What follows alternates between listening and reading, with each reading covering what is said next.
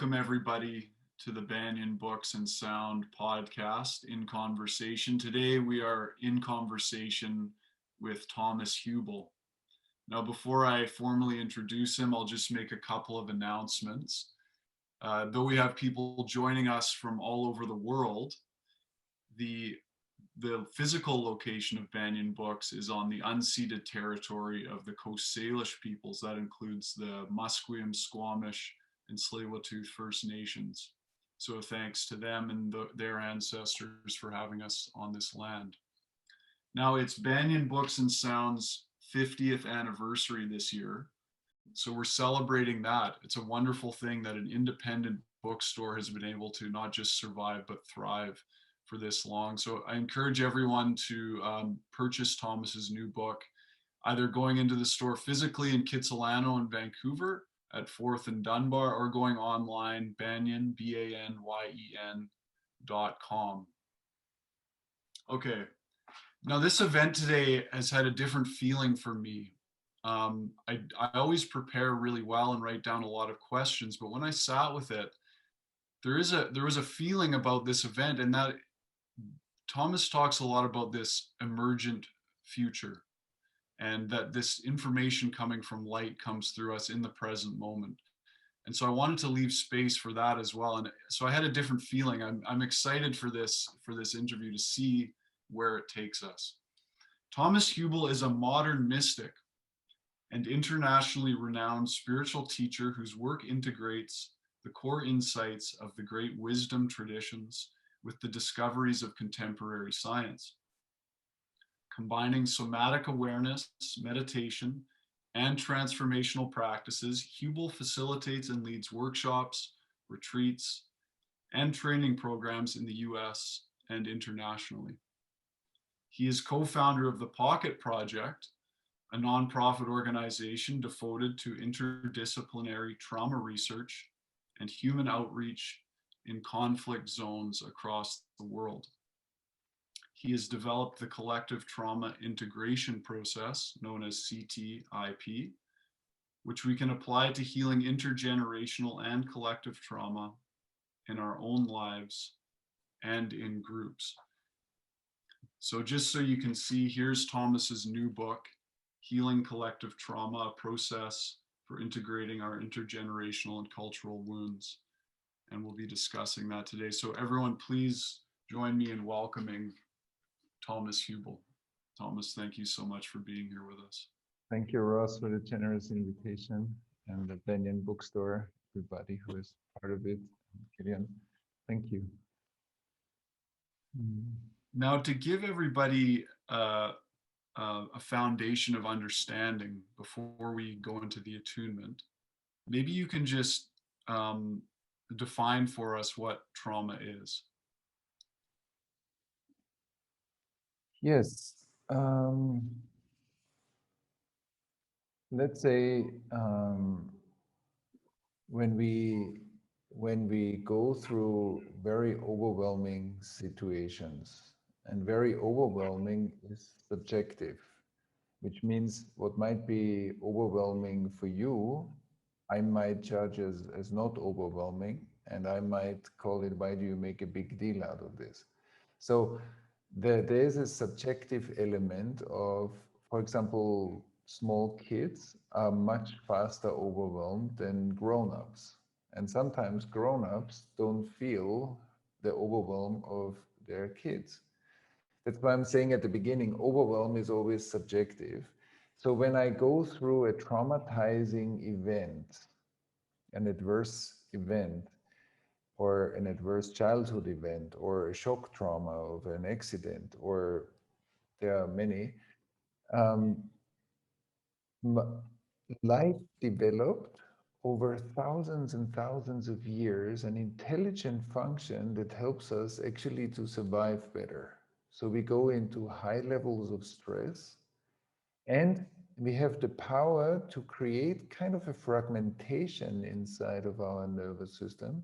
And number part, it's like I often say, it's like the TV.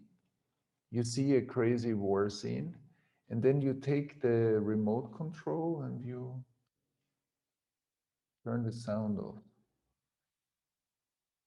And then you see the movie is still, or the scene is still continuing, and but without sound. And then you take the TV and you throw it into the ocean.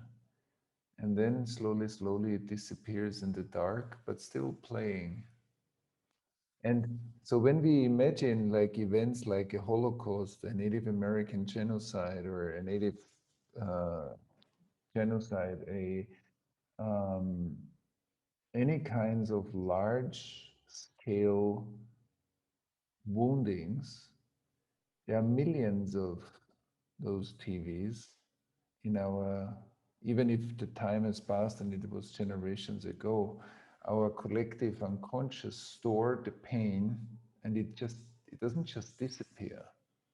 So trauma as a function to protect us in very overwhelming situations. So trauma is actually the trauma response that happens within us according to those situations, and which is a great evolutionary function to help us survive better.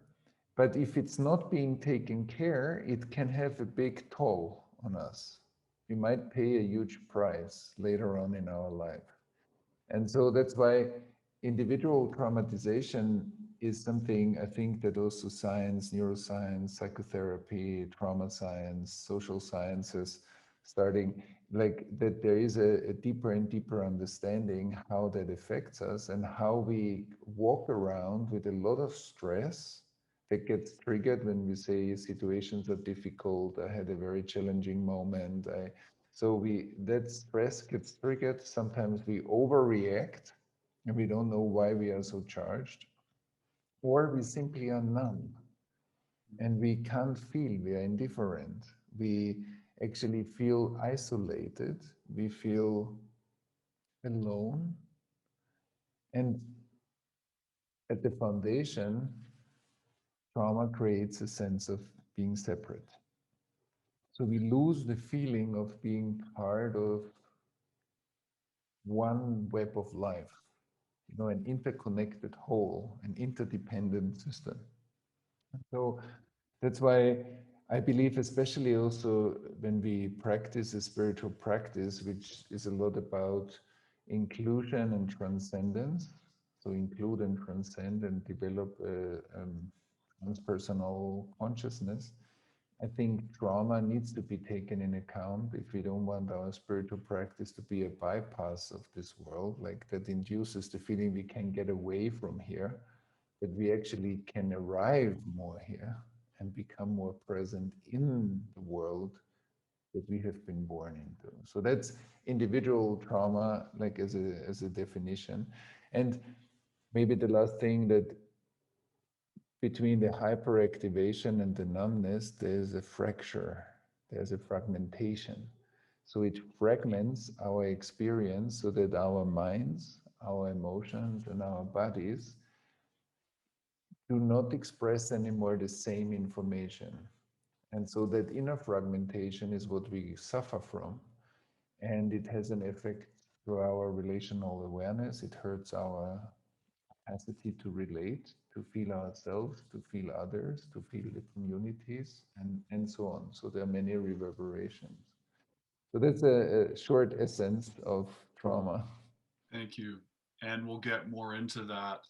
But first, we can, if you would lead us through an attunement so everybody can just arrive together, that would be wonderful. Yeah. And it's like speaking of the body, like for every trauma work and for every also contemplative work, like our breath and embodiment are key resources or aspects for both of those explorations. And so we can sit for a moment because we come from different activities, maybe different time zones, and just to arrive here in the community, we can take a breath. And I slow down a little bit the way I exhale. And join my out breath, drop with my exhalation into my body. If you want, you can Take a few cycles of breathing, and every time you exhale, to allow your exhalation to take you deeper into your sitting. But just see simply if you can enjoy the simplicity of sitting, feeling your body, breathing, and listening.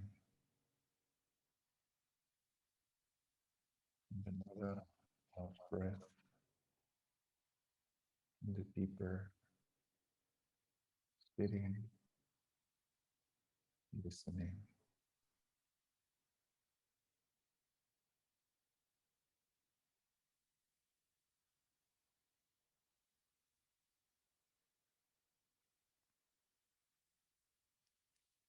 And then as we turn our awareness to the inside, I can feel that my body actually is very alive as I'm sitting here. Many small movements, subtle movements.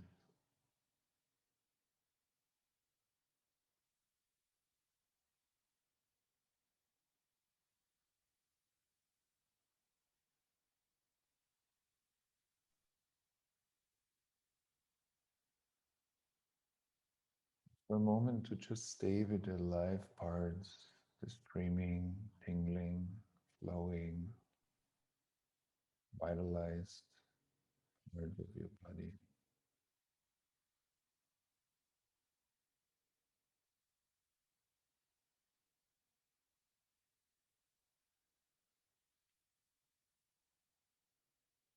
Knowing that we connect to an aliveness that is millions of years old. Life wants to live. And it does that for a very long time. I connect to my body, I connect to the achievements of millions of years of life developing physical bodies, organs, nervous systems, complex emotions, rational minds, complex societies, from nature to culture, ancestors, to this moment.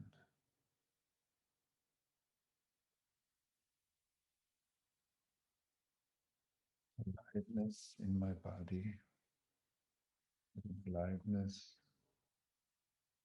billions of years of life, wanting integrated or unintegrated into this moment.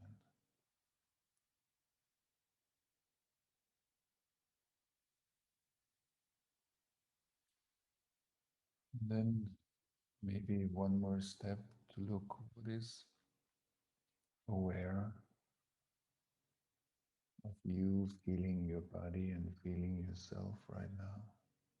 What's the awareness itself?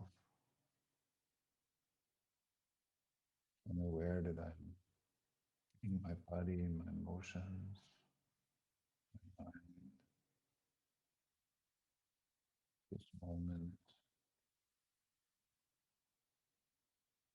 It's the awareness itself.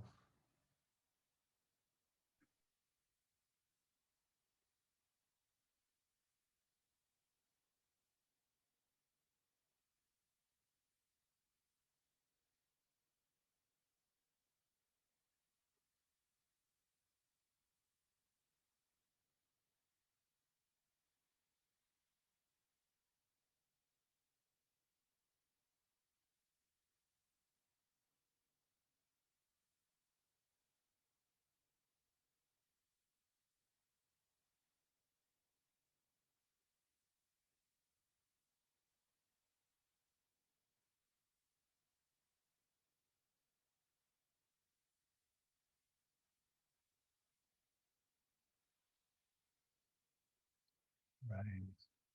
And slowly we can take a breath and we will have another attunement a bit later. You slowly open your eyes, see if you can be connected to the inner attunement as you open your eyes. And stay in the intimacy within yourself.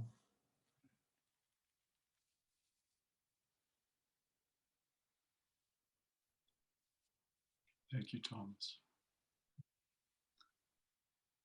So it seems like a good place to begin for our audience to get an understanding, to lay the groundwork for how the human nervous system in a healthy way develops before we look at how trauma affects the development of the individual's nervous system, and then after that broadening the scope to look at collective trauma. Mhm. So how does a healthy human nervous system develop? Yeah, first of all, that's why I also addressed in the short attunement that I believe that sometimes we look at our bodies as 30, 40, 50, 60, 70 years old. And that is relatively true, but in fact, my body is an accumulation of my all the ancestry, all life that led up to my body, to my life here. So my body is actually very old, and your body too. And I often say integrated history is presence, and unintegrated history is the past. We often say history is the past, and I would say no. Integrated history is looking right now, is speaking right now, because most of the things that we speak about, people spoke about already. They are not so original.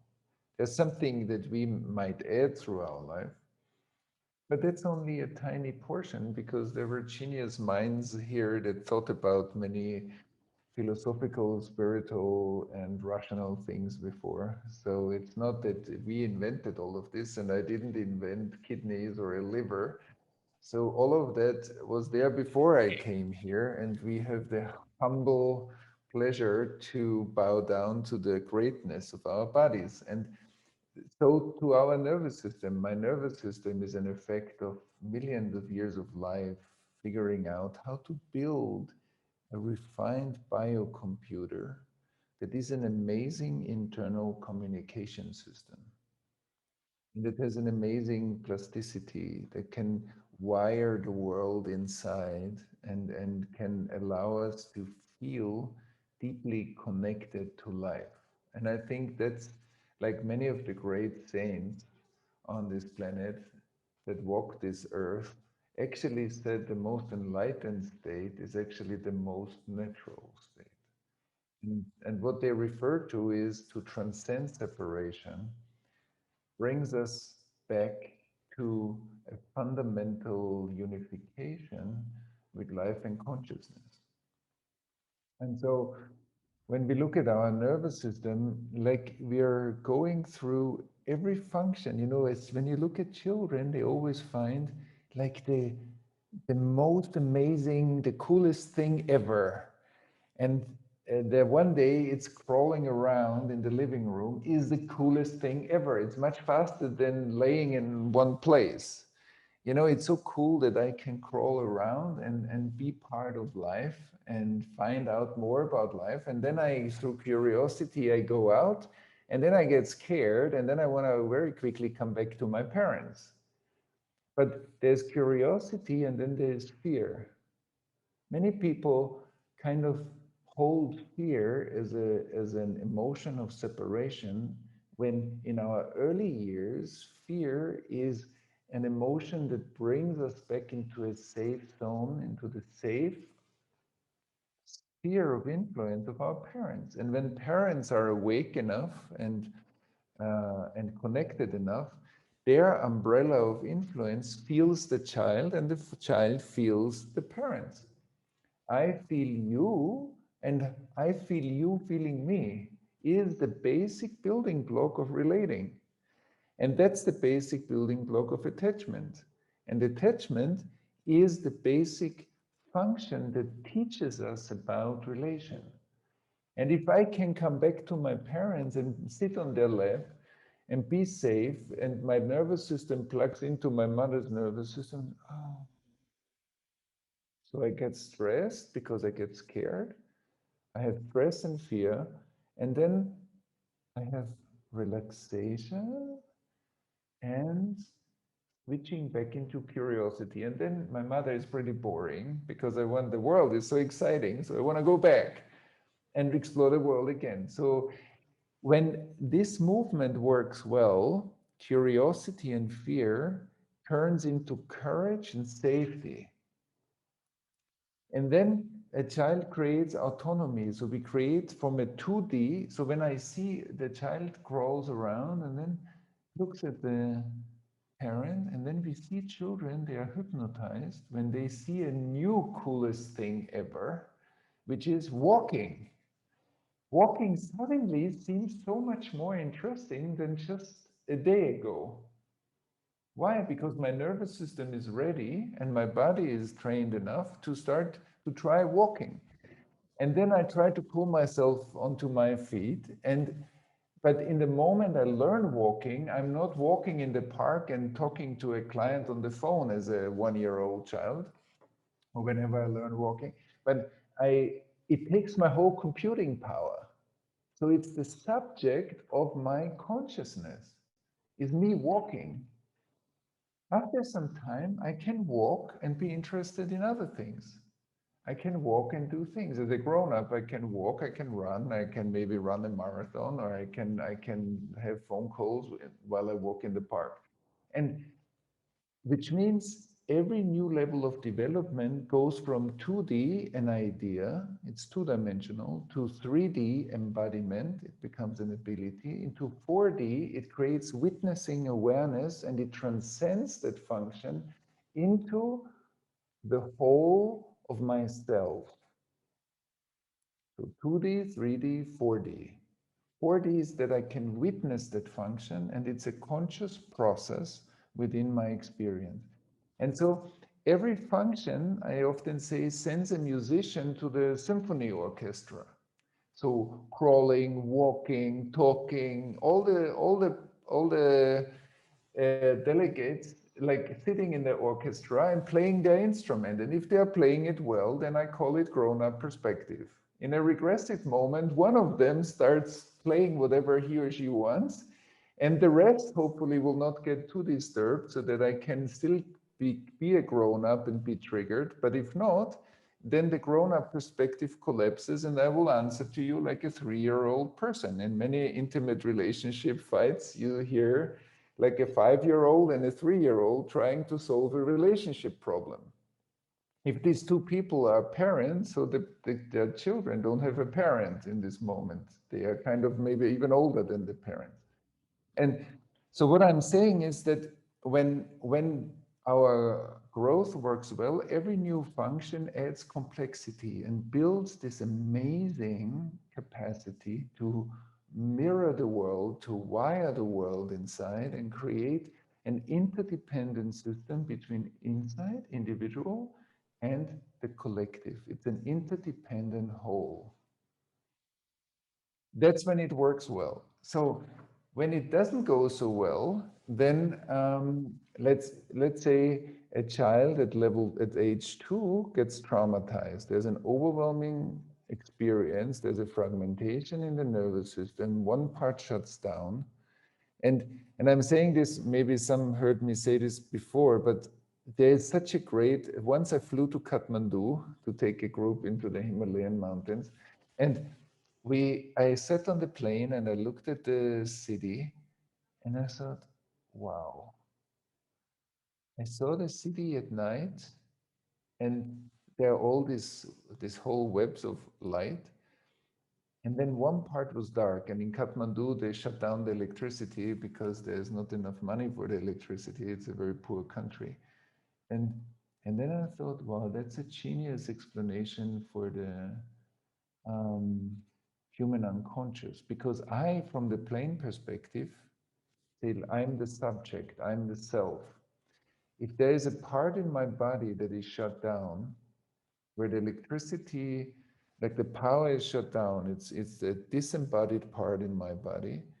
I cannot tell if in that black spot in the city there are people living. It's a part of the city. It's a lake. It's a forest. It's a mountain. I have no clue because for me it's just a black spot. And then I thought, well, the unconscious in our body is a network, a communication network that has been shut down, numbed. There's a high level of stress around it, but inside there's a frozen developmental energy of the 2-year-old child that is still stuck on the level of 2. And in the trauma healing, we practice with many therapists and people that work with clients and trauma and consulting. So we learn how to navigate through our own nervous system, because every one of us has a natural, what I call the elevator of consciousness. So because every healthy grown up can feel a baby, and we don't talk to the baby like we talk to our business partner. Why? Because my nervous system can tune in with the baby, with the rhythm, the voice changes, my body language changes, and I'm in tune with the child. That's an important parenting function, but that's also an important function for every therapist. Because if I can feel the level of traumatization of my client, I offer a specific relation to help the client to open up that part step by step. And I'm not talking to only a 40-year-old in my office, I'm talking to a 40-year-old and to the 2-year-old function that is frozen. And when it's frozen, it doesn't want to move. It doesn't get any updates. Trauma doesn't receive updates. The nervous system is like a wireless network in the body, and it's a fantastic communication network. Every cell in the body receives, like, as a cell phone, and then the cell receives the cellular network, which is supposed to be the higher organizing principle of the body. But if that cellular network doesn't work in certain areas, so no cell reception. So there's a downgrading of coherence in those areas of our organs, in those areas of our nervous system, in those areas of our emotional and hormone systems. And that creates imbalances, and it depends how long that's gonna stay, and it depends how severe it is. But I think it has deep health implications. So that's a little bit, I mean, it's much more complex than I can talk about. We can talk about this for hours, but just to give a summary, maybe that is a little bit also images for us to understand a bit easier. Yes, thank you. So you talk about coherence as this wholeness where everything is communicating in sync. The other thing you talk about in the book is resilience and how there's an interplay between resilience and coherence. Can you comment on that? Yeah. Resilience is the function from 2D to 3D to 4D. 4D means that I can stay related and feel comfort and discomfort. Let's say we get into an argument and we really kind of get tense about something. Maturity means that I can stay connected to the process and feel my own discomfort and not retract from the relation. So that's emotional maturity, that I can stay in the most pleasant and uncomfortable feelings that I have, and I will be present to them and include them in my conversation with you. If not, then my defense patterns kick in. And if the more I disconnect from you, the more chances are that we will escalate or repeat our argument because it becomes a pattern. And so resilience, in my understanding, is the capacity to stay related to a major challenge. Now, for every human being, there is an intensity of trauma that is simply too overwhelming, and it will also, including our resilience, overrun us and simply hurt us badly. And that's so. From a certain level of impact, even when I'm very grounded and I'm very mature in myself, it will have impacts. But if I have already some attachment traumatizations and I have a new trauma as a grown up, the weak links in the chain will break, and then the regression, the trauma will hit me much more than when I rest in a mature self, in an integrated self, and I have the same traumatic impact. So resilience is basically based on my own maturity and groundedness. It's based on also relational resilience, means the stronger communities or healing communities or very well related communities have a relational resilience. So there's a wonderful woman that we collaborate with at the Tel Aviv University, professor for psychology and also researcher for trauma and collective trauma here in Israel. And she says they made studies and um, the two top factors of resilience is community and faith. Rivka Mashiach is her name. And so that the capacity of a community to create a strong relational network and an inner connection to presence and faith are incredible resilience factors in recurrent traumatizations, basically. And that's what I would also underline, given the work that I have done in the last 18 years, that like a sense of presence is a very strong factor of resilience and also healing, and the capacity to create meaningful relations and create meaningful community relations is a very strong resilience factor too. And so there's inner coherence in my nervous system, the flow in my nervous system between the spirit, mind, emotions, body, ancestors, and so on. And there's the community resilience, which is the relational capacity. Yes. Thank you. So that gives us a pretty good understanding, for given our time, for the individual, how they develop in a healthy way, and how they take on trauma, and how that trauma actually freezes them in a regressive state at the point of where that trauma happened. So what is the meeting point in terms of my individual development of a nervous system, and how I take on collective trauma or karma? And also, if you could comment on that interplay between the term karma and the term trauma. Yeah, karma is postponed experience. So let's say again, you and I, we totally disagree here. There's an escalation on this call. We don't agree. Like I shut down the computer. I'm totally pissed and I walk away. And the next half an hour, I'm just asking myself, why did you ask this question? Why did I'm exaggerating now, but we have this moments in our life where we walk away from an interaction you have with your spouse or your partner or your child in the morning at the breakfast. You have something that disturbs you, and then you go to work.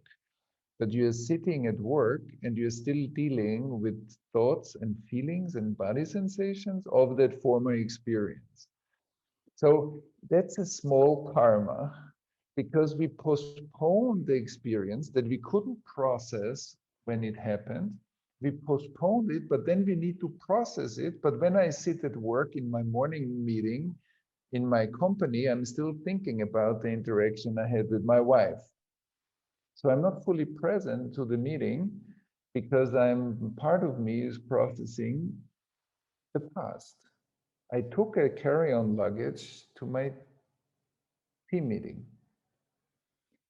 That's a small karma. A Holocaust is a huge karma that not only keeps me busy for half an hour, that keeps us busy, like impacts of wars keep us busy for generations. And the following generations will have to deal with the impacts as individual suffering until we integrate and digest the enormous impact those huge scars have on our lives.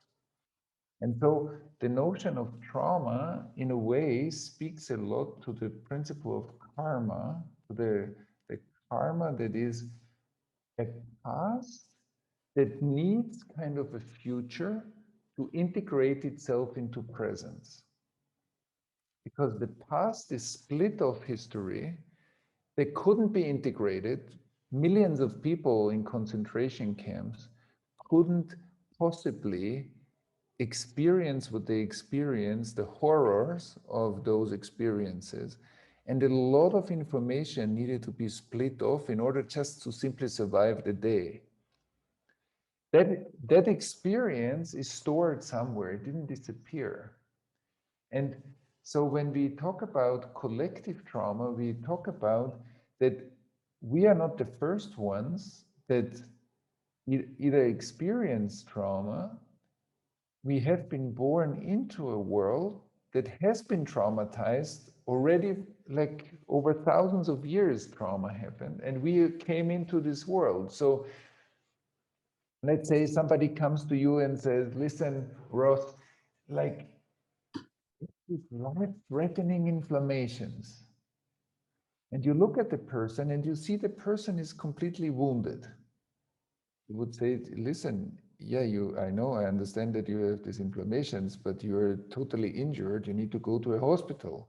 You need to take care of your wounds. Otherwise, you will have life-threatening inflammations. So if the person doesn't feel or know that the wounds are wounds, the person won't take care of it.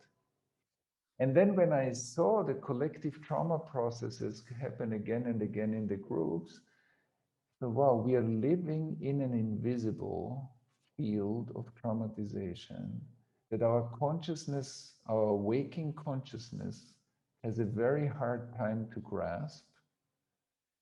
It's like you're growing up in an apartment. One day you come to visit me and say, and I never left my apartment. And then you say, hey, Thomas, how does the house look like that your apartment's in? I say, I don't know. I've never seen it from outside. Trauma is a structure, is a part of consciousness that nobody ever was outside of. Yeah. And so there is no, like even the planet we could see from outer space, we call it the overview effect. So it was a kind of a transcendental experience for humanity to see the living system that we are part of from outer space. It's a bigger perspective. But we don't have that when it comes to trauma, because we all have been born into the wounds of our ancestors, like our ancestries and cultures. And so there is something that by nature is hidden. Even if we see the symptoms, the wound is still hidden. And as long as we don't call that wound a wound, we will have life-threatening inflammations. And one of them is our climate crisis.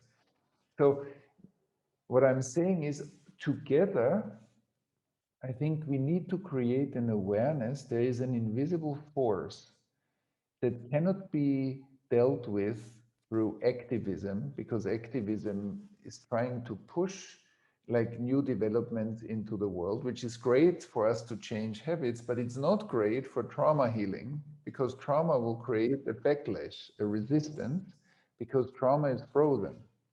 But in that massive frozenness, there is a lot of learning that is frozen too. So if together as we spaces and societies, we can take care of that frozenness, not only will many issues change, not only will the life-threatening inflammations of our societies that are called structural racism, that are called climate change, that are called all kinds of extremist movements and wars, not only will they slowly decrease and lose energy, our collective learning and capacity to be innovative and create new structures will flourish.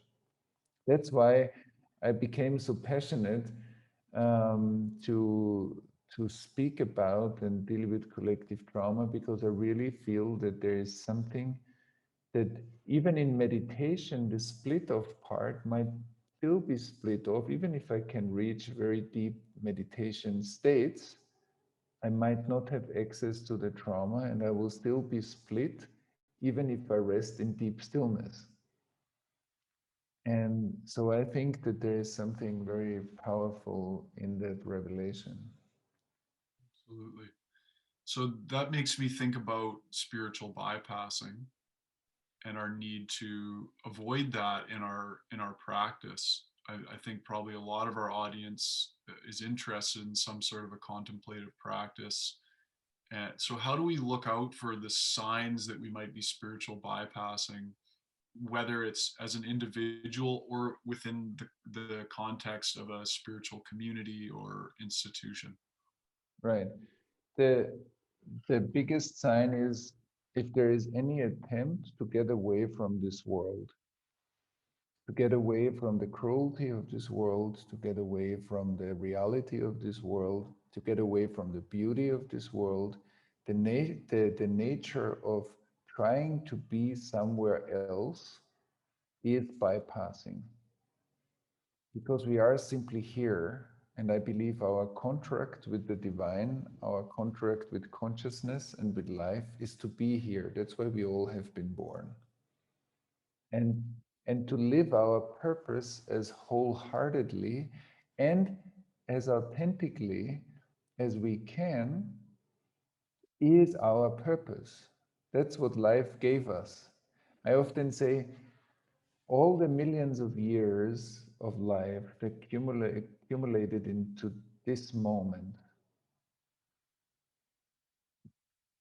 like life gave us a pearl, the few generations, all the people that are alive right now, including, all animal life and all plant life, is like that's the pearl of life, that the whole development of the history of this planet is in the hands of everybody and every being that is alive right now. It's an amazing achievement. It's like I hand over to you a biocomputer that I developed over millions of years, and I say, Ross, with your life, I hand this over to you, improve it, make it better, develop it further, but take care of it. That's the preciousness of life. And so if like living and spiritual development means that I become more present and I land more in this life exactly as it is. And that realness means also, like we often hear this sentence, that another form of bypassing is, I still have that pattern. And often I say, who is the still and who is the pattern? Because what does it mean? I still have that, so I shouldn't have that pattern? And who says that? So I am perpetuating in my language a split that already is the symptom of my traumatization. I often say our defense patterns inside are the childhood heroes of our development. When a child, for example, has been neglected or the parents were traumatized and the child tried to get the co-regulation and couldn't, the child is very stressed when alone. And the child gets very easily overwhelmed by the fear and the stress in the nervous system that needs a parental nervous system to co-regulate in order to relax. If that's not possible, the child walks around with high levels of fear and high levels of stress and will contract the muscles will shut down that stress and fear and push it into the unconscious in order to stay true to the purpose, to the higher development, to create an inner coherence in the incoherence of the family system. So the defense pattern is actually a very intelligent function. We all did our best to avoid the pain or the suffering that we were in the given situation.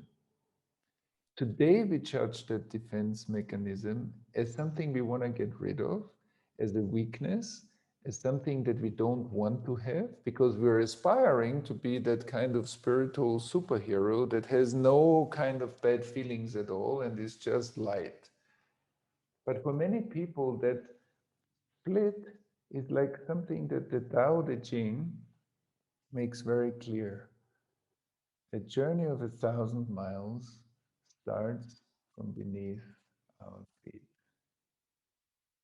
The realness of our current evolution is the highway of our development. Where I am now, wanting to be more developed than I am is a trauma sign. Being ahead of myself is already a sign of more stress in my nervous system. Developing a lifestyle that burns more resources than I actually have and depleting my body, depleting nature around me is a trauma sign. So when you ask me about spiritual bypassing, we see, like sometimes we hear this, oh, like we want to be already there, but actually we're here. And to be real and authentic with our development is where we can heal the most, where we can really give what we can give, and we don't overpower our systems and other people's systems. And we we learn to respect the intelligence of life. That every weakness in my life is a process on a different level of development that I needed badly. Otherwise, I wouldn't develop it. And so the tension patterns in our body, the stress patterns in our bodies and psyches, and and the defense patterns, we cannot get rid of them. We can only learn to re-own them, include, and transcend them. That's so, and that brings me more into this life. And it's beautiful that as spiritual practitioners, we hang out with people. It's like I often say, when you want to play soccer, you most probably don't go to the golf court or a place because that's for playing golf, and you don't go to the tennis court, but you go to play soccer with people that want to play soccer. And the same is for meditation, and the same is for mystical studies. You study with people that want that, not people that constantly try to do something else. That's amazing. So creating sanghas and communities, even healing communities, is fantastic. But my spiritual practice and communities lead to the fact that, oh, I cannot be anymore with unconscious people. I just need to be with conscious people because it's so painful to be with unconscious people. That is spiritual bypassing. That's not what our world needs. That's what we need if we don't look at our own shadows and at our own um, trauma history. Then we try to live in a more and more secluded aspect of life, and we call it conscious, but actually the generosity that spirit and the embodied light that I bring through my practice and consciousness into life is actually a contribution to this world. And light energy is nothing one can have. It's only something we can pass on. And I believe healthy spiritual development makes us bow down in the places where we can learn and makes us give in the places where we have something to offer. And if that flow works, the whole mountain will be nourished. if I know where to bow down and learn, and if I know where to give and share and be generous, I'm receiving water and I'm passing the water on. And that makes me part of the big web of life. And so this, I think you're speaking to a very important question, and trauma healing and contemplative practice, when they done well, I think totally support each other and are an amazing couple, like an amazing marriage. I'll just shout out a reminder to our audience once again to put in your questions for Thomas in the Q&A tab, and we'll be getting to those in a few minutes. What does it look like when a group gets together, the work you do with the CTIP, collective trauma integration process, with large groups of people? Can you walk us through how does that look? And you beautifully describe it in your book, and you give step-by-step process for facilitators to follow, and the requirements, the capacities that a facilitator should have for this kind of group. But for this context, just overall, what does it look like? What are we doing in that space together? Mhm. Yeah, first of all, we are creating, I think it's beautiful that we see, I believe human rights consist out of three rights: right to be, right to become, and the right to belong. Out of being, which is space, is becoming, which is energy. Becoming turns into structures and relation, which is belonging. So every human being has the right to be in life, and to have space. Every human being has the right to unfold its own intelligence because it's God-given or life-given. And when we create communities where we support each other's inmost intelligence, we I bow down in front of your intelligence, and you bow down in front of her intelligence. So we support each other's intelligence to grow, because I know when you're at your best, the whole system grows. And that we create meaningful and honest and authentic relations, because I believe our relational environment is the extension of our immune system. So the right to be, to become, and to belong. And when we look at groups, we actually work with these three forces, because being is often compromised by overdoing. So many people on the spiritual path regain first the right to be. So we developed the space that we gave up on when we, as a 5-year-old, took over jobs in the family system that weren't ours to do. To mediate between my parents is not my job. My job as a 5-year-old is to be a 5-year-old and to do what a 5-year-old does. I'm not a mediator. But if I'm getting too scared because my parents fight all the time, so I will try to make peace between them. And I give up on my right to be a child, and I become a doer. And later on, I become a mediator, I become a therapist, or I become a manager, because I managed a lot of my siblings when I was a child because my parents didn't do it.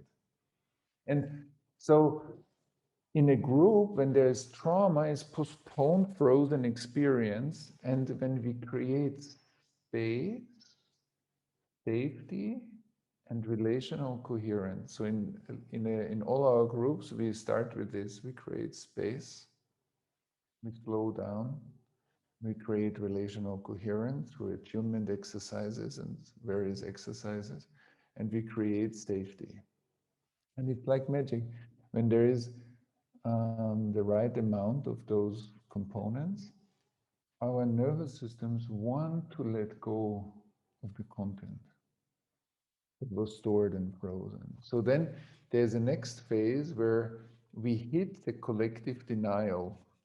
I saw this very often in groups. Before the content comes up, the denial, the suppression mechanism comes up in the group. And when we can stay present to that, then usually there is an eruption of material that is connected to the collective wound that is a shared wound in the space, because many people of that culture carry that wound. So there's a detox mechanism, as you described it before, like that stuff comes up for many people, usually at the same time. That's why we bring often big therapist teams or assistant teams that help us to hold a safe container and do some individual work if it's needed. And then and then often, and I describe this also in the book, the CTIP, the collective trauma integration process, goes into the next level. And then there is a voicing of voices. So I learned over time to listen to what are more individual voices and what are collective or more archetypal voices of that collective trauma process. And when we highlight those, just by giving them space, repeating those sentences, and making a space for those voices, there's a strong ripple effect. So we work a lot with the individual and the collective as an interdependent whole. And um, and then, so we go through that process until we have the feeling enough has been surfaced through this group. And then we go into integration phases in smaller group works, and we do some integration work at the end, so that when the people go home, that there is a kind of a full process done, and we don't go home with a lot of residue. And we went through a whole arc of that process, because usually what we touch is kind of our common legacy. Like maybe your grandparents and my grandparents and her grandparents, shared a similar past that was traumatizing, or the ancestry. So it's something that we are standing in together. And so we did this first in the German-speaking world, and we expanded this to the Middle East, and then we expanded it to North America, and then we worked on colonialism in the world and gender dynamics, and we expanded it into various parts in the world, and since at the moment we are also, my wife and I, we created a non-profit called the Pocket Project.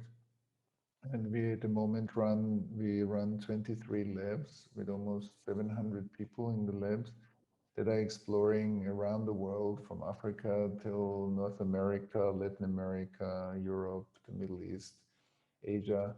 We we explore the local collective trauma in various labs, and we're creating a meta-learning process. It's a supervised process where the whole system learns in different levels. Yeah, so we are developing a global network of examining those massive historic wounds that we have been born into, and we are learning how to work with that the most creatively. And we use maybe the last thing, the principle that the future, which is the emergence out of presence, always has the power to rewrite the past. And so we are the future of our ancestors. By turning towards what our ancestors turned away from, often out of good reasons, because it was too painful, we turn towards what has been turned away from. We actually have the power to rewrite our history. And not only that, underneath the trauma layer, there's always an ethical restoration that's needed. And when we de-ice life, we come to a deeply ethical question, and often a transgression of the ethical law of life. And so the restoration of that law activates the fabric of life and activates the self-healing mechanism so that wounds can heal. And then I believe something that's in the spiritual world often talked about is true forgiveness is when the past disappears. True forgiveness is when the storage of past, pain, the transgression really gets integrated that much that relation can be restored, we can really look at each other again and see each other. And seeing and presence is the same. So when we restore the deep wounds, seeing can be restored. And when seeing is restored, we live again in one moment. So the past that actually we created together can be integrated into a new learning together. And that's why I think the ethical restoration is at the base of every trauma healing. There's an ethical restoration. Wonderful. Thank you. Now, before we do our next practice, again, one more reminder to people to send in your questions in the Q&A tab. And after we do this next practice or attunement with Thomas, we'll get into the audience questions. And I have a feeling we've set a really good stage here. And I have a feeling that our audience questions will open things up in a really new way. So I look forward to that. If you'd be so kind as to lead us through another practice, Thomas. Yeah, we will maybe do another practice because we talked a lot now, and maybe we can just celebrate, as I said before, the space. Like, because through our spiritual practice, for many of us, we restore space. Space is like the paper that gives rise to the letters. So without paper, no letters. So without space, no information. So when we take a moment and we again connect to the body first and see, okay, how am I doing right now in my body? What kind of inner state am I in?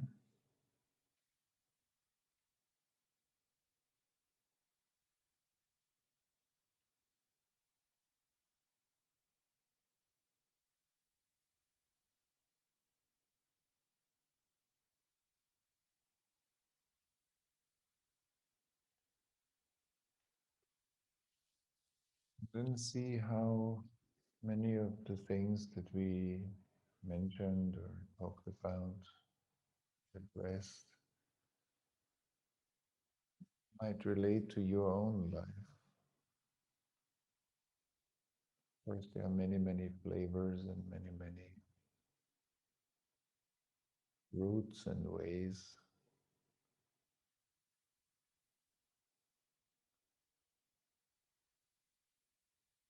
How do you recognize some of the things we mentioned? It has questions in your own life, relational questions, purpose questions, societal questions,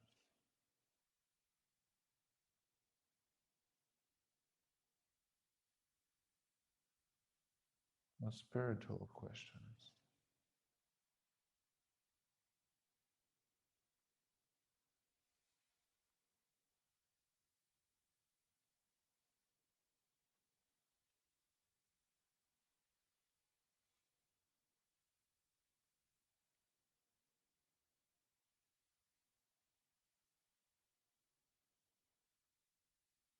Since many of us engage most probably already for a longer time, some sort of contemplative practice, spiritual practice,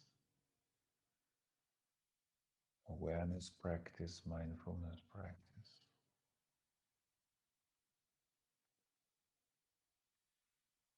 If we look at our development in maybe three levels, my personal development and integration. Sufficient is my practice in integrating my personal legacy or trauma, to mature my own development.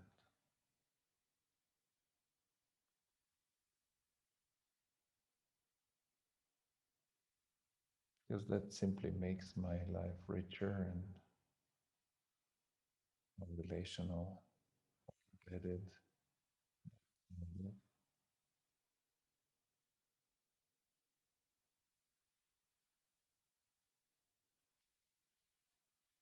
And the bigger circle, what's my collective practice? Becoming aware of collective structures of consciousness,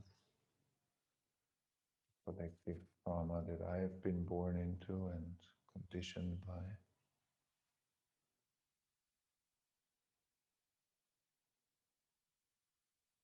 which includes also, of course, my ancestral work.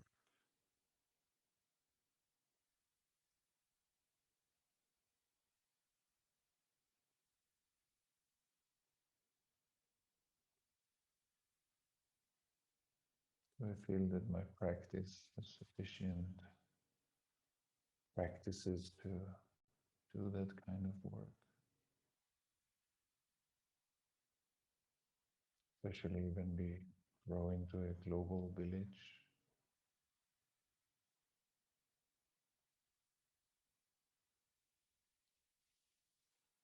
And then my transpersonal practice, I feel that my practice is sufficient to deepen my states of consciousness, my awareness in daily life, deepens the state of presence,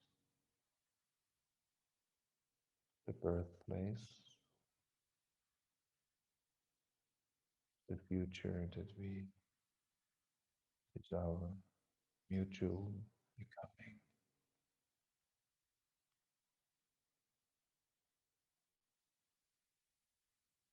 When presence arises, innovation, creativity, updates,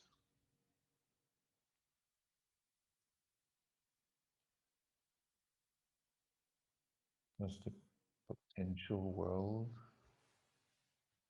become manifest through us.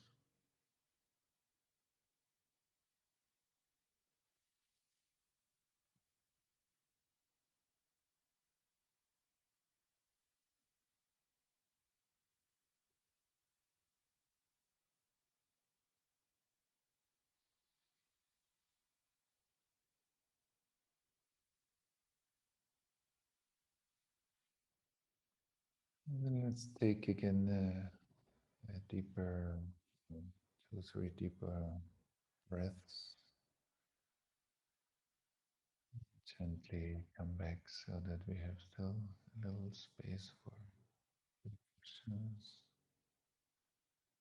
Questions in the room.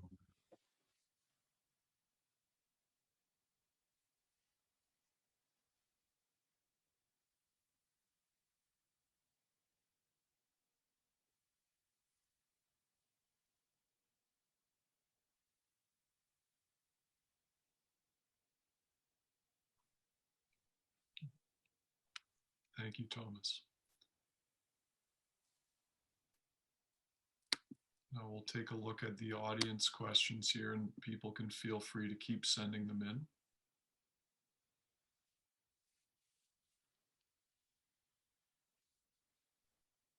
First question's from Catherine. She's wondering, how do you work with the ancestors? How can I look at my traumatized father or traumatized mother from the inside and or in the outside? Mm. Yeah, it depends a bit on our, like on our own wounds. So I often say, like when we do trauma healing, usually we start with the most personal aspect and then we expand into wider circles of what we call in our work wider circles of intimacy. So if I have been hurt by my parents, my father, my mother, and I'm suffering from the traumatization, so I first need some support to strengthen my own self so that I'm able to look at my ancestors in a deeper way. Otherwise, looking at my ancestors' trauma will destabilize me. So I think it's very important to have to strengthen my own core. But if that already happened, if that's already part of my own integration process, so then same, I mean, it also depends if our ancestors are still alive or not. But in general, I recommend doing trauma work, is ancestral trauma work, and of course collective trauma work in communities, in groups, because we often need the coherence building, the power of the group to support every individual within it to get stronger to do that, to have enough resources to do the work. And I often say that inner coherence of a system is the power to integrate the fragmentation. So we always need to see if the system is strong enough to integrate the fragmentation. If not, we need to supplement coherence through a therapist, through a great network, through a healing community, through whatever kind of environment we need to strengthen our interior until it's strong enough by itself to do the work more on my own or even support other people to do it.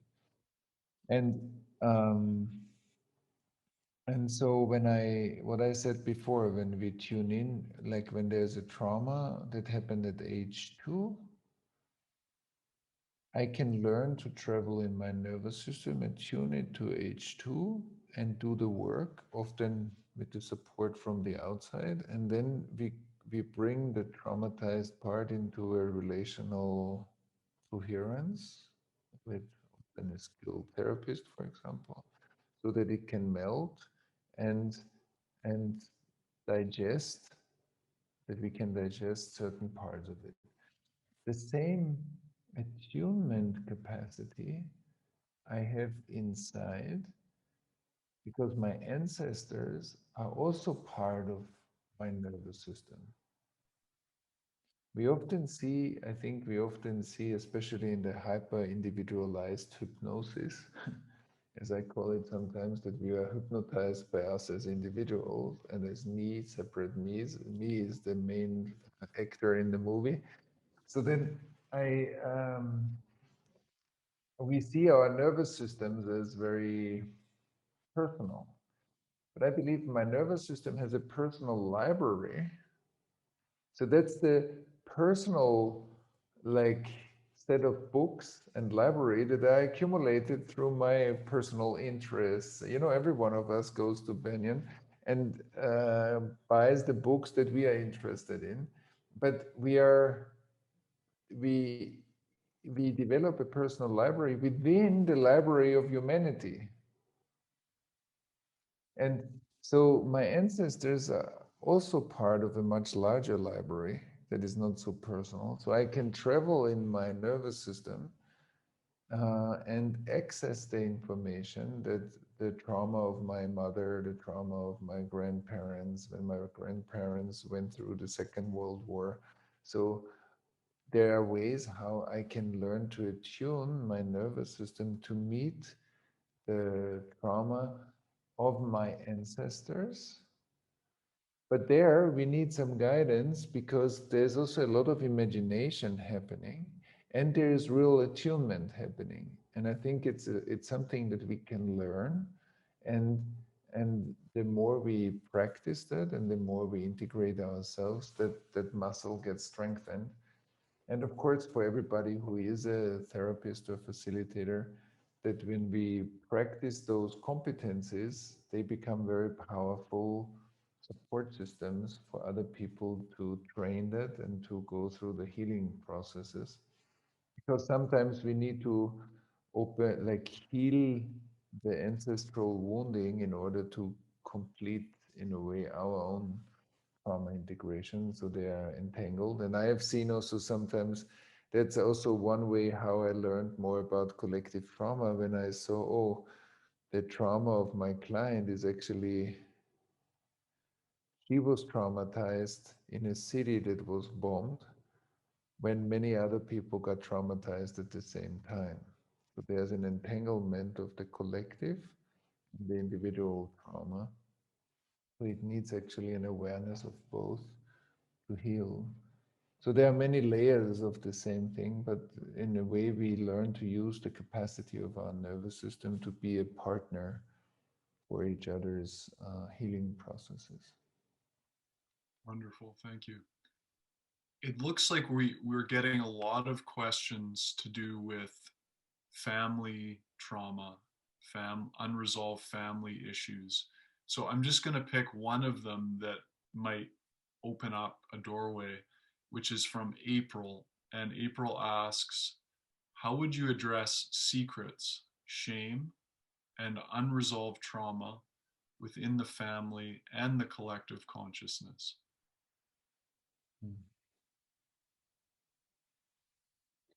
Yeah, first of all, we need to say that usually in the family, since in the family we have genetic relations, usually it's like the work that we need to do needs much more energy because of the genetic connection, which means through science we see more and more how epigenetic transmissions of trauma. So there's an element that sits in our epigenetic environment, and then we, through the relation to our parents, to our siblings, to other people in the family, we strengthen those inner tendencies through this often the same impact. So it makes the impact in us stronger because of there's an environment that is already pre-traumatized, and there is the trauma transmission in us, and they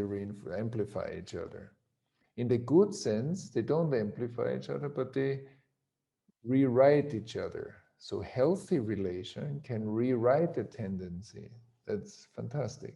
So that's why when we work on family systems, we often, one person in the system has a strong drive to do therapy, to do a spiritual practice, to open up that system and bring other influences in order to loosen up the cooking pot, the pressure cooker of the family. So often somebody needs to go outside, do some work, create enough impact so that the family system gets more change impulses through the genetic connection. So that's very powerful, but it works in both ways. Sometimes it's very stuck, sometimes the change process can also affect the whole family system. In our groups, we have many, one person started to do the healing process, and in the next training, we had some family members of that person in the group because it started to induce movement in the family system. So that's great. And and so with secrets, like with shame, I think it's very important that like the when there are secrets, there is a lack of safety. We see this in healthy attachment processes. When children share their secrets with their parents, it's a sign of a safe, well-attached connection. When children keep their secrets or parents keep their secrets because they already are wounded in themselves, so then it's a lack of safety in the system. So what we do is when there are secrets is to look at the basic safety that allows us, like we reinforce the safety or we strengthen the safety in the system, in the person that does the work, or if the system is open to do the work, so that the secrets can come to the surface by themselves. It's like bubbles frozen, and when we de-ice the ice around, so the bubble can come up to the surface. And often secrets are being kept because the base is not safe. And so we need to strengthen the base and de-ice the base so that relation becomes more trustworthy and relation becomes more coherent and relation becomes more safe. And when relation becomes more safe, words can travel. When relation is more unsafe, words travel short distances. When relation is very unsafe, we are mute.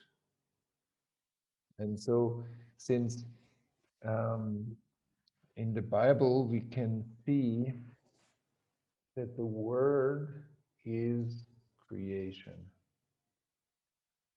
Let there be light. The word equals creation. And so when we as human beings hold our words inside, we block the creation, but we also hold it inside because something is not safe. And then one other aspect about that, about the secrets, is also that, you know, when somebody doesn't trust, the remedy for that is not trust. The remedy is a support to become aware why not trusting is intelligent. Because not trusting, if a person doesn't trust relation and is more reserved, is more pulled back, is more kind of isolated, the person always has a good reason. We might not understand the reason, so we might not be able to listen to that reason. And the person often themselves judges him or herself as not functional, not good, not communicative enough, is not being seen, and feels constantly being left out and or left behind. But not trusting is intelligent within the person's biography. And by just giving a support that not trusting can become a conscious process. Because some people try to trust when they don't trust and it doesn't work. It's frustrating. And then the person says, I can't do it, and get even more frustrated because they try to do something that they actually don't do. When somebody is not grounded in the body, just trying to be grounded doesn't make a lot of sense. What makes more sense is to find out why pulling myself out of the body is intelligent. If I'm not in the body, it has a good reason why not. So maybe it's good to listen to that and then learn to find a safe place in my body to land back into. And the same is with trust, so that when I can consciously be withdrawn or not trust or be cautious, then I can slowly maybe create a new relation when somebody offers a safe relation. Create that. And then I will feel, I can open up more and more because I can also retract and I can open up. So then it's an empowering process. Maybe we'll stop here because otherwise maybe we can have one more. That's wonderful. I mean, as individuals, as families, as communities, trusting that there is a wisdom inherent in trauma responses and exploring that rather than trying to justify stepping around it. Exactly. Exactly. Beautifully put. Wonderful. Um, we'll take a little change of direction here because we are getting close to our time. I think this will probably be our last group question, and it's pertinent to present day around COVID-19 and how that's affecting the world and our healing of collective trauma. It's a question from Lewis, who asks, how do we as individuals being separated by COVID work to heal our collective trauma? Yeah, I think that's a good question. I'll try to keep it short. But so the thing with collective trauma is that it's like a frozen ground, ice. And I often say when snowflakes drop into water, they become water. When snowflakes drop onto iced over rivers, they pile up. There's a lot of snow and more snow and more snow. So follow-up experiences, meeting our intimacy and vulnerability and openness, are being digested as we go through them. We call it flow. Follow-up experiences landing on trauma pile up and create more stress and more ice. Less digested life, reconfirmation of the trauma holding. And so when we have a collective trauma and there is another collective stress factor coming, it where we are traumatized, it's hard for us to digest the new collective stress factor according to our intelligence. So it will create stress in the system, and not only stress, it will show the fragmentation. And that's what we see all over the world, that polarization, fragmentation, and crisis, we call it also crisis, is up and out because it was there before. So new trauma or new stress or trauma or stress, collective stress, will hit the frozen layers. Where we are not frozen, we can deal with it. We call it challenge. But the challenge is great because it makes us creative and we will deal with it. And of course, for some people, COVID is a big trauma because there's a loss of family members, there's a health threat, there's an economic threat. So there is an actual traumatization happening. And so our capacity to deal with the new trauma depends on our pre-traumatization, I believe. And the more fragmented we are, the less we are able to deal with it. And so that's one thing. And the other thing is also with the separation. When I feel that relation is safe and I feel grounded in myself, then even if I'm not connecting physically to other people, it will not be pleasant, but it won't give me a sense of separation. But if I carry like already a wounding in myself, the physical separation from other people will actually be much harder on me, which it is at the moment for many people. And the same is also with what we are doing right now. That on the one hand, we can say the virtual medium is just a 2D image. On the other hand, we can say, according to the mystical traditions, information is omnipresent. Means information is non-local. It's everywhere and in one place. Which means that when I sit here with Ross, when I use my whole body to feel his body, when I allow my emotional intelligence to connect to his, when I understand his cognitive questions, and I see his relational capacities now, and he sees mine and feels my body is communicating with his body. And vice versa, I feel you and how you feel me. So even when we are alone at home and we create Zoom windows, like now, we actually can have a deeply attuned and felt relation, even if we are now sitting most probably 8,000 miles apart. I can feel Ross's body pretty clearly. So there is like when we use our whole body to really relate and our whole nervous systems to really create synchronization, we can create warm virtual spaces that at least are the best that we can do at the moment. Since then, the technology becomes a blessing. It becomes an extension of our awareness, and we can create warm holding spaces for people that feel alone, the people that feel that they suffer from the isolation.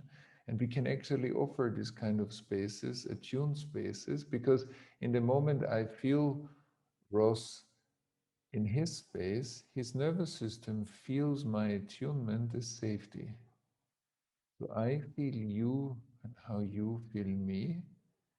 It's called neuroception. It's called that our nervous systems create a synchronization, and that synchronization is being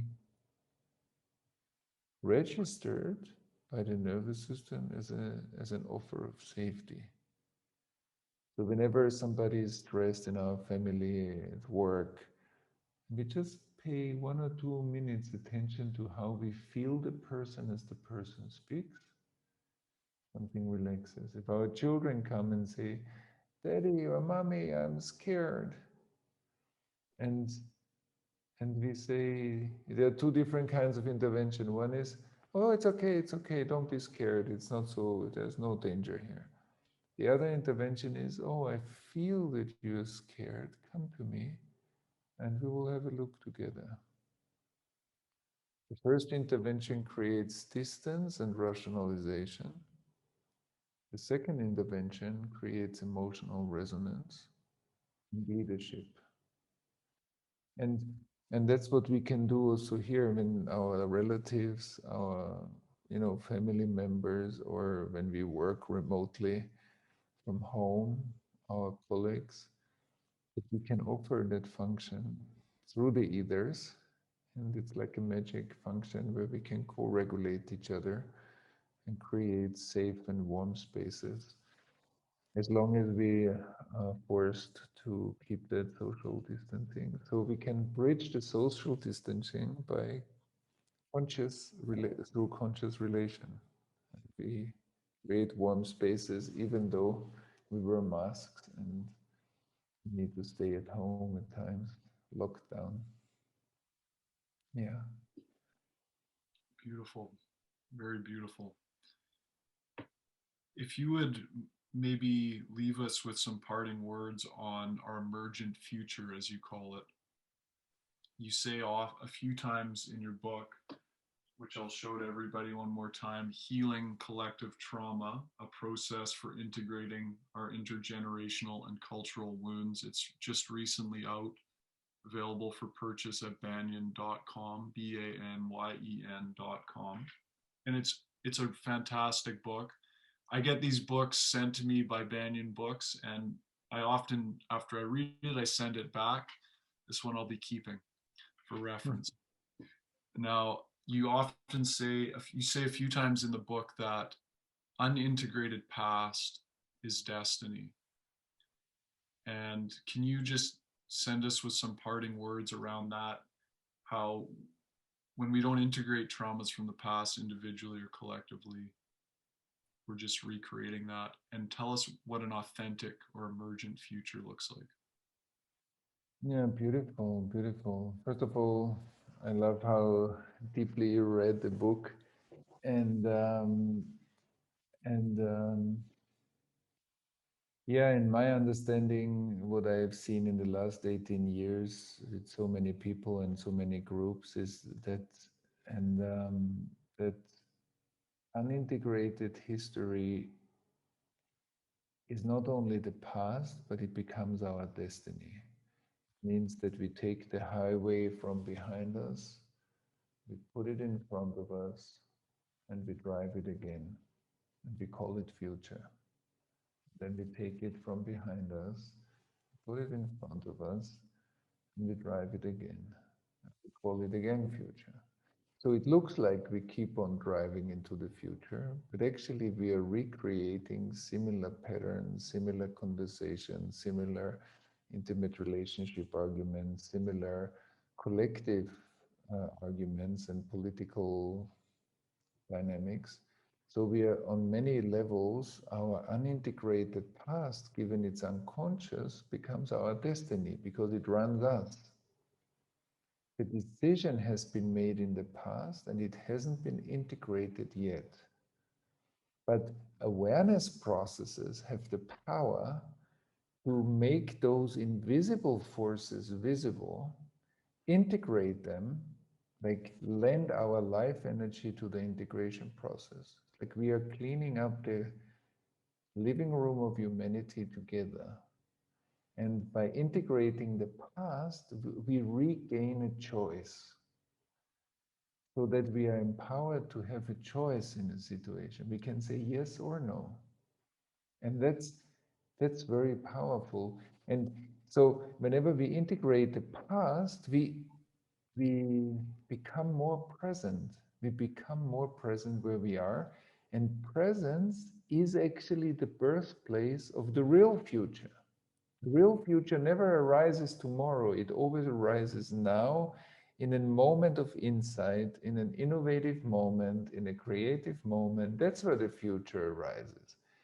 And it's now, like Otto Scharmer puts it beautifully, in theory U, in the bottom of the U, the future, we participate in the future. So I often call the split of past and future, as we look at it in the mainstream society, that's like the flat earth of long ago. We look back and say, oh, humanity thought one time that the earth is flat.